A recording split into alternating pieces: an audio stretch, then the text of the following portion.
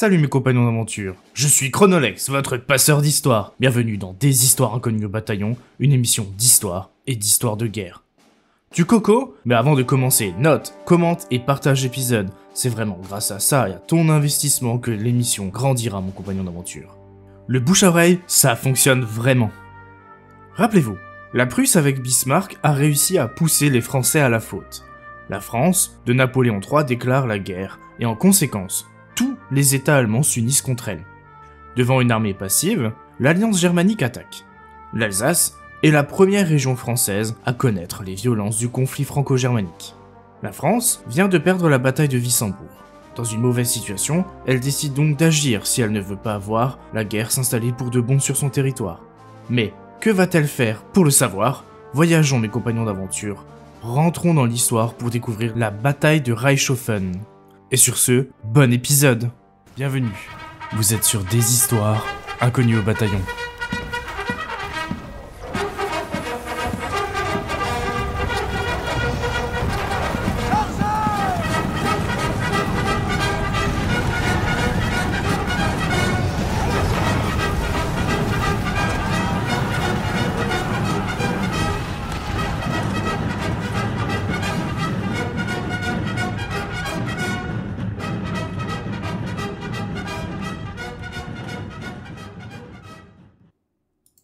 La France doit répliquer, prendre les devants, contre-attaquer. Mais que va-t-elle faire? MacMahon, chef des armées du secteur d'Alsace, se décide donc à livrer bataille contre les Allemands. Il ne veut pas rester sur une défaite, et le maréchal doit laver l'honneur de l'Empire. Il choisit un endroit non loin de Wissembourg, entre les localités de Wörth et de Fröschwiller. Cet espace est situé en hauteur, sur les contreforts des Vosges, dans cette région vallonnée que l'on appelle l'Alsace bossue. Cette position avait été choisie 2 ans plus tôt comme étant un lieu défensif par excellence. C'est là que le maréchal fera bataille. Une bataille décisive. Il mobilise ses hommes dans un relatif désordre, certes, mais il prend place. MacMahon demande des renforts à l'empereur, qui accepte. Déterminé, le chef des armées est persuadé que son plan lui apportera la victoire. Du côté prussien, le Kronprinz, c'est-à-dire le prince héritier, en personne à la tête de l'armée, se dirige vers le sud de l'Alsace, sans savoir qu'il va à la rencontre de MacMahon. Nous sommes le 6 août, il fait chaud, et les hommes sont censés se reposer avant la bataille. Mais les Allemands arrivent, et ils ne pourront pas cohabiter longtemps avec les Français dans ces minces vallées de l'est de la France. Forcément, ça va péter. Ça va commencer ici, et ça va péter! À l'aube, certains soldats français sont de corvée d'eau, et c'est à ce moment qu'ils se font accueillir par le feu ennemi. Et c'est ce combat d'escarmouche qui déclenche les hostilités. Très rapidement, les Allemands usent de leur artillerie sur le village de Wörth, car le bourg est occupé par les troupes de Napoléon III. Les Prussiens, à 8 heures, vont avoir des renforts bavarois. Après de nombreux combats isolés, c'est à 9h30 que la bataille de Fröschwiller-Wörth commence pour de bon. Dès le début, les Allemands prennent facilement Wörth. Sans résistance en même temps, c'est plus simple. Les Français, eux, sont en arc de cercle autour de Fröschwiller. Français et Bavarois s'affrontent, mais aucun des deux n'arrive à prendre l'avantage. Les Allemands, qu'ils soient prussiens ou bavarois, vont passer donc par la rivière de la Sauer ou s'infiltrer dans les bois, mais à chaque fois, les zouaves ou tirailleurs vont réussir à les déloger et à les repousser. En fin de matinée, sûr de lui, MacMahon, voyant la situation, décide donc de garder sa position défensive autour de Fröschwiller. Cependant, renfort après renfort, assaut après assaut, les forces françaises ne résistent plus devant la masse allemande. Pire encore, le flanc droit s'écroule. Il faut réagir, et vite. Et devant cette situation désespérée, MacMahon agira de manière désespérée. Pour vous raconter ce passage épique, je vais laisser la parole à un survivant de la bataille. Mon nom est Auguste Dubois. Je suis l'un des rares à pouvoir vous raconter cette histoire de la folle charge de la cavalerie de Reichshoffen. L'heure fut grave ce jour du 6 août 1870. L'armée allemande arrivait avec des troupes fraîches et nous menaçait en attaquant Elsass-Hausen de transformer notre retraite en déroute.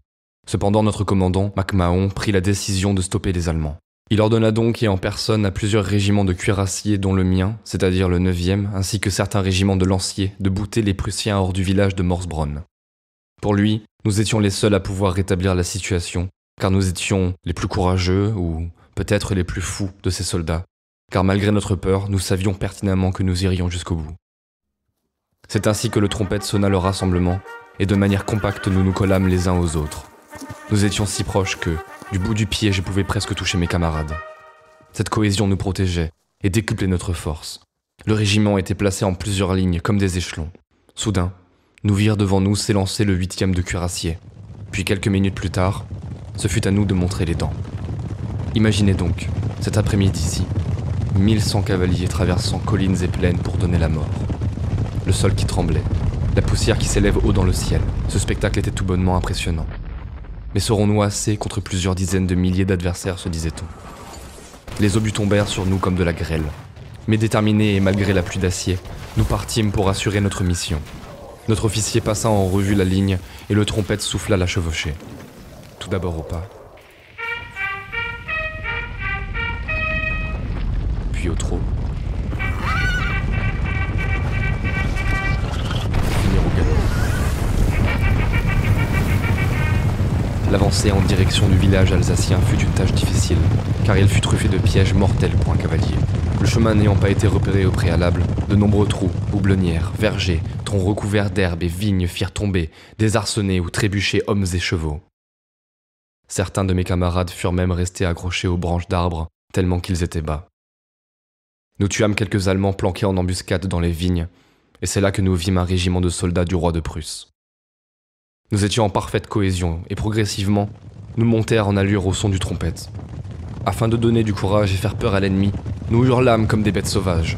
Au moment où le trompette sonna la charge, nous criâmes « Vive l'empereur !»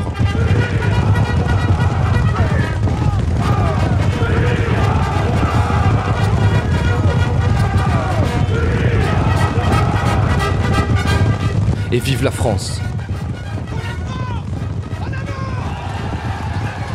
Les Allemands nous virent.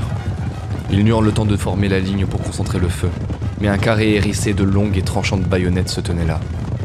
Le premier rang à genoux, le second fit feu, puis ce fut au tour du troisième. Un de mes compagnons tomba, puis à la seconde salve, ce fut le tour d'un deuxième. Puis arriva le choc. Nous sautâmes avec nos montures par-dessus les hommes, qui avec peur s'étaient désorganisés. Profitant du saut, nous donnâmes de multiples coups, faisant de grands moulinets de part et d'autre avec nos longs sabres droits. Chaque coup fut mortel, fondant à de nombreuses reprises le visage des fantassins. Nous fîmes de nombreuses allées et venues, mais au fur et à mesure nous étions de moins en moins nombreux. Les Prussiens aussi. Certains de mes camarades, après avoir sauté, virent leurs bêtes s'effondrer, car elles furent éventrées par les piétons. Ce fut aussi mon tour, mais je réussis par miracle à courir, gagner un autre bourrin et m'enfuir. Lorsque la troupe ennemie fut mise en pièces, nous reprîmes notre route vers l'objectif. Accueillis par quelques coups de feu, nous pénétrâmes dans le bourg avec ses maisons à colombages, et cela sans trop de résistance. Puis, nous arrivâmes à un carrefour qui fut barricadé de chariots et autres objets trop hauts pour passer par-dessus. C'était un piège. Là, des tireurs embusqués nous tiraient dessus. Parfois, ils étaient si près que les vêtements touchés par les balles prirent feu. Nous fîmes du mieux pour sortir nos pistolets et répliquer, nous rapprocher des fenêtres et battre de nos épées l'intérieur des maisons. Ce fut au tour des lanciers d'arriver, mais leurs longues hampes nous causèrent aussi des blessures dans cet espace réduit. Elles étaient difficiles à manier. Toutefois, ils furent efficaces pour frapper les Prussiens aux meurtrières. Cette scène était atroce. Nombre de mes compagnons moururent par les armes ou furent piétinés par les bêtes affolées. Malgré la violence des coups de feu, le métal qui était frappé au rebord de fenêtres et les cris de rage de douleur, j'entendais les os de mes camarades se briser sous le poids des sabots. Tomber de son cheval était dangereux dans ce raffut, et à plusieurs reprises j'ai dû changer de monture. Puis enfin fut venue la délivrance. Des braves prirent l'initiative, à dépit du risque de se faire piétiner, de descendre de leur cheval afin d'ouvrir la route.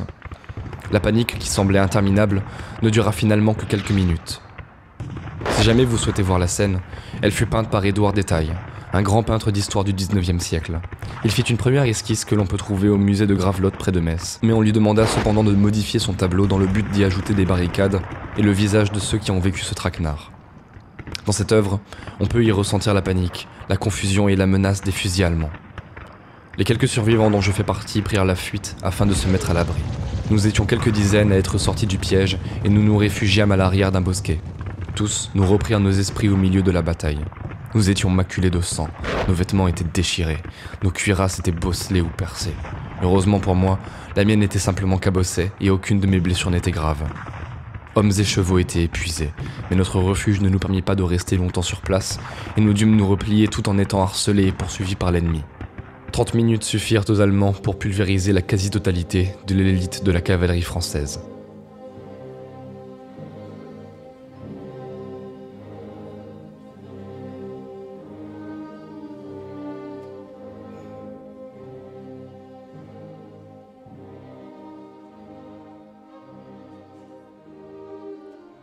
Cette décision fut catastrophique. Elle n'apporte rien au cours de la bataille, sauf la mort d'une troupe d'élite qui ne manquait pas de courage. L'affrontement continue. Progressivement enveloppées, les troupes françaises sont sur le point d'être anéanties. Mais le chef français ne veut rien lâcher, et il lance une contre-attaque avec ses zouaves. Certes, il repousse les Allemands pour un temps, mais les soldats sont finalement stoppés par le feu des canons germaniques. Sur plus de 2000 Turcos engagés, les pertes s'élèvent à plus de 1600 soldats tombés ou blessés au champ d'honneur. C'est 92% des officiers et 80% de la troupe qui meurent ce jour-là. Le reste des troupes du maréchal, regroupées de manière concentrée, se font balayer par l'artillerie allemande qui fait carnage. Le maréchal tente à plusieurs reprises des assauts contre l'ennemi, mais le moral des hommes n'y est plus. Arrivé au bord de l'effondrement, MacMahon n'a plus le choix et fait sonner la retraite. Dos au mur, le chef français va demander une dernière fois à ses cuirassiers d'entrer en jeu. Ce sacrifice permet de protéger le repli de l'armée et de sauver l'honneur de l'Empire français. Au milieu de la bataille, sur les étriers de leurs grands chevaux, grisés par le sang, la mitraille, les cuirassiers chargent au galop. C'est la charge, c'est la fouille, c'est l'assaut dans le sang et dans la bouche. Les ennemis sont les pétales, les soldats s'échappent sur le terrain. Le vieux commandant dira « Général, en avant, le salut de l'armée l'exige. Arrêtez ces batteries pendant 20 minutes seulement. » Le général en question, un certain Bonnemain, répondit « Certainement, oui, c'est un nouveau sacrifice que je vais leur demander. » C'est alors que le 1er, le 2e et le 4e régiment de cuirassiers s'élancent vers la mort. Une charge de cavalerie, ce n'est pas comme dans les films, c'est-à-dire une longue course où les chevaux galopent du début jusqu'à la fin et sur des kilomètres. Mais bien, un déplacement progressif et tactique vers la zone de combat. La montée en puissance est longue afin de garder la cohésion du groupe et que la charge soit donc plus efficace. Ce jour-là, le choix ne fut pas de faire une masse compacte, mais des échelons, afin de limiter l'effet de l'artillerie et des balles. Fauchés par une pluie de fer et d'acier, la majorité d'entre eux perdent la vie dans cette dernière charge à travers vignes et vergers. Et parmi tous ces cavaliers tombés au champ d'honneur, le colonel Delacar charge à l'avant de ses hommes lorsqu'un obus allemand vient lui arracher la tête. Son cadavre décapité, sabre à la main, continue sa course folle vers les lignes ennemies. Sinistre spectacle.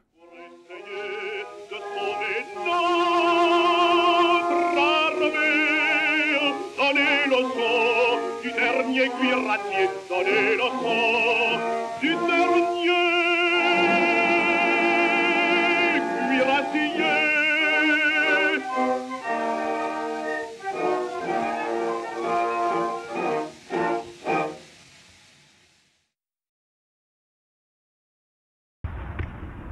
Peu après, les artilleurs de réserve et d'autres compagnies de Turcos se sacrifient eux aussi dans une dernière lutte aux abords de Froschwiller et dans le bourg. Toutefois, la position supposée, si imprenable, tombe à 17h30. La bataille de Froschwiller-Wörth est finie. MacMahon envoie à l'empereur un message lui annonçant la défaite de la bataille qu'il nomme Reichshoffen. Sur les 46 à 50 000 soldats français impliqués dans l'affrontement, on dénombre 11 000 morts et 6 000 prisonniers. Du côté allemand, on dénombre 80 à 120 000 soldats engagés. Oui, c'est une grande différence, mais j'ai trouvé plusieurs données. D'ailleurs, chez les coalisés germaniques, on compte un peu plus de 10 000 pertes. Ce qui est sûr, c'est que le rapport de force démesuré ne pouvait qu'apporter la victoire à l'aigle prussien. Mais ce jour-là, le nombre n'a pas été la seule condition de victoire. Un autre élément a contribué au succès des Allemands, le canon. En effet, l'Allemagne est à la pointe de la technologie. Je vous rappelle que la Prusse est un État qui investit massivement dans son armée. Elle injecte beaucoup d'argent dans son appareil militaro-industriel. Et une entreprise sort du lot, c'est Krupp, aussi connu pour la Seconde Guerre mondiale. Elle crée des canons hyper modernes pour l'époque. D'ailleurs, les Français en auront un premier aperçu lors de la dernière exposition universelle de Paris en 1867. Mais l'empire de Napoléon III n'arrive pas à moderniser à temps cette armée. Pour en revenir à Krupp, l'innovation allemande se trouve dans le matériau de fabrication. Les Allemands font des canons en acier, alors qu'auparavant, ces armes étaient en bronze, comme c'est encore en usage en France en 1870 d'ailleurs. L'acier a pour particularité, mais aussi comme qualité, de moins se déformer que le bronze lors du prolongement du tir, c'est-à-dire que lorsque l'on tire beaucoup et ou intensément, le tube sous la chaleur se déforme, et cela a pour incidence de réduire la précision des canonnades. L'acier a donc de meilleures performances sur la durée. D'ailleurs, ajoutez que le canon est maintenant rayé. Cette innovation permet de donner plus de peps au projectile, et donc d'améliorer sa portée et sa précision. Ce changement est fait dans les deux armées. Cependant, lorsque la majorité des pièces françaises ont une portée de 1800 mètres, et certaines plus rares de 3000 mètres, le canon Krupp dépasse aisément les 3000 mètres. La nouveauté se trouve aussi dans le système de rechargement de l'arme par la culasse, augmentant ainsi, apparemment, certains disent que oui, certains disent que non, la cadence de tir des armes allemandes et permettant une mise en batterie plus sécuritaire. Un autre élément conditionne aussi la puissance des canons, les projectiles. Fini les boulets et bonjour les obus. Mais il y a encore une fois une différence entre les deux belligérants. Les Prussiens ont des obus à détonation, ce qui veut dire que l'obus explose lorsqu'il touche le sol par exemple, alors que les Français ont des obus fusants, c'est-à-dire qu'il explose à une certaine distance, ce qui implique que parfois il s'enfonce dans le sol puis explose. Cet effet limite donc grandement les capacités létales et destructeurs de l'obus. Pour résumer, en France en 1870, l'artillerie et sa doctrine d'emploi sont quasiment les mêmes que sous Napoléon Ier, certes efficaces à l'époque, mais les temps ont changé. De plus, les Allemands écrasent généralement l'armée de Napoléon III car en outre d'être meilleurs en qualité, ils déploient un plus grand nombre de batteries d'artillerie. Aussi, leur doctrine est plus efficace, car ils utilisent les canons pour accompagner l'offensive de l'artillerie et immobiliser la contre-attaque ennemie. Cette technique s'appelle le feu roulant. Maintenant, si l'on revient sur les deux précédentes batailles de Wissembourg et de Reichshoffen, les Français ont du mal et perdent les affrontements. Mais, même se trouvant en sous-nombre, en position défensive, ils arrivent à tenir tête face aux Allemands et infligent des pertes considérables. À chaque fois, c'est l'usage massif des pièces d'artillerie qui vient au bout des Français, supprimant même l'avantage du chasse-peau. Vous vous souvenez de l'épisode précédent ? D'ailleurs, dans la bataille de Reichshoffen, on voit les limites de la cavalerie dans la guerre moderne.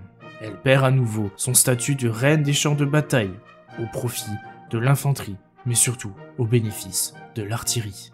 À la fin de la bataille, une partie de l'armée française est en fuite. Les fuyards se divisent, et une partie accompagne MacMahon vers Châlons. C'est ce que l'on nomme la débâcle d'Alsace. Pour conclure, le Second Empire vient de subir en l'espace de quelques jours 2 grandes défaites à l'est de son territoire. Cela aura pour conséquence l'abandon de l'Alsace. Et à vrai dire, la région, même si elle opposait résistance, ne verra plus de combats majeurs, sauf au sud, à Belfort.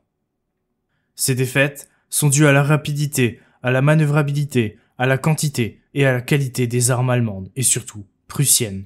Elles pulvérisent les Français, grâce à leur nouvelle et puissante artillerie, mais aussi grâce à leur expérience militaire. Mais attention, les Français, même s'ils perdent et commettent des erreurs, font preuve d'une grande ténacité et aptitude à combattre. Ils ont les moyens de renverser le cours de cette guerre de 1870, et l'empereur va décider de continuer la lutte dans une autre région française, la Lorraine. Point central de la défense de l'Est du pays, c'est particulièrement à Metz, la grande cité fortifiée, que va se jouer l'histoire de la nation française et de l'Empire. Alors, la France sera-t-elle capable de renverser la guerre ? Les Germaniques vont-ils continuer sur leur lancée et aller plus loin dans l'unité d'une future Allemagne ? Et surtout, comment la façon de faire la guerre va-t-elle évoluer durant ce conflit ? C'est ce que nous allons voir dans les prochains épisodes. Stop ! Attendez avant de partir, j'aimerais vous raconter quelque chose. Déjà, merci d'avoir écouté l'épisode, merci mes compagnons d'aventure pour votre soutien à la chaîne des histoires inconnues au bataillon, abonne-toi. J'ai essayé quelque chose de nouveau, avec l'intervention de mon camarade Elliot, qui interprète le soldat cuirassier français. Dites-moi dans les commentaires si ce genre d'intervention vous a plu et si vous en voulez plus, avec un acteur du passé qui raconte son aventure. Si vous voulez, pour réaliser ça, j'ai créé ce passage en mélangeant des lettres de soldats d'époque, afin de garder l'esprit, mais aussi pour mieux l'adapter au format documentaire. On va un peu continuer sur la guerre de 70, mes compagnons, mais je vous promets une nouvelle série d'épisodes sur un moment à la fois très connu de notre histoire, mais vu de manière très originale. Surtout des passages un peu ignorés. En tout cas, c'est un immense plaisir pour moi de vous présenter mon taf. Si vous avez des questions, laissez un commentaire, même un like, ça fait toujours du bien. C'était Chronolex, votre passeur et reporter d'histoire. Salut!